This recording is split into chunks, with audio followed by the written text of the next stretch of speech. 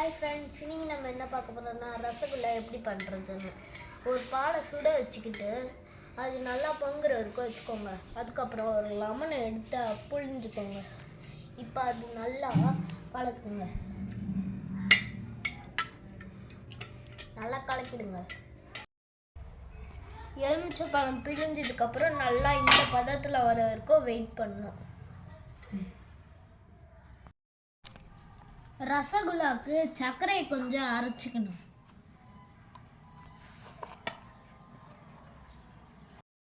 Friends, 10 spoon சர்க்கரை போட்டு 2 class தண்ணி எடுத்துக்கோங்க. நாங்கள் இது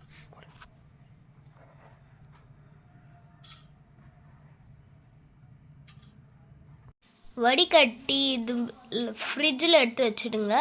அதுக்கப்புறமா நீங்கள் கொஞ்ச நேரம் கழித்து எடுங்க. அதுக்கப்புறமா இதோட ஆட் பண்ண நாங்கள் சுகர் பவுடரை அரைச்சிருக்கோம். இந்த சுகரை இதில் ஆட் பண்ண ஃப்ரெண்ட்ஸ், இதை நல்லா மாவு பதத்து வரைக்கும் நல்லா பிசைஞ்சுக்கோங்க. அதுக்கப்புறம் 3 ஸ்பூன் சர்க்கரை, அதாவது நம்ம அரைச்சி வச்ச அந்த சுகர் பவுடரை எடுத்து இது 3 ஸ்பூன் போட்டுக்கோங்க. ஃப்ரெண்ட்ஸ், அடுப்பு ஆன் பண்ணிக்கோங்க. இந்த சர்க்கரை தண்ணி எடுத்து அது மேலே வச்சுருங்க.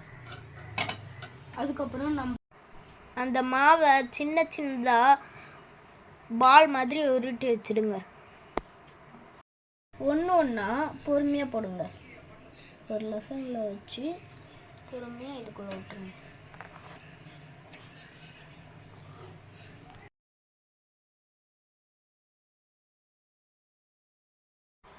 ஒன்று ஒன்றா பொறுமையாக அதுக்குள்ளே வச்சுட்டு அதை 10 நிமிஷத்துக்கு வேக வைங்க. அதுக்கப்புறம் அது எவ்வளோ சாஃப்டாக வந்திருக்கு பாருங்கள். உங்களுக்கு பெரிய ரசகுல்லா. ஃப்ரெண்ட்ஸ், இப்போ நம்ம ரசகுல்லா ரெடி ஆயிடுச்சு. நல்லா சாஃப்டாக வந்திருக்கு.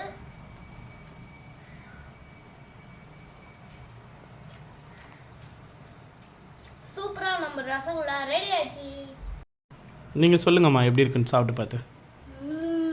சூப்பராக இருந்துச்சு. சக்ஸஸ்ஃபுல். ரசகுல்லா பிடிச்சவங்க லைக் பண்ணுங்கள்.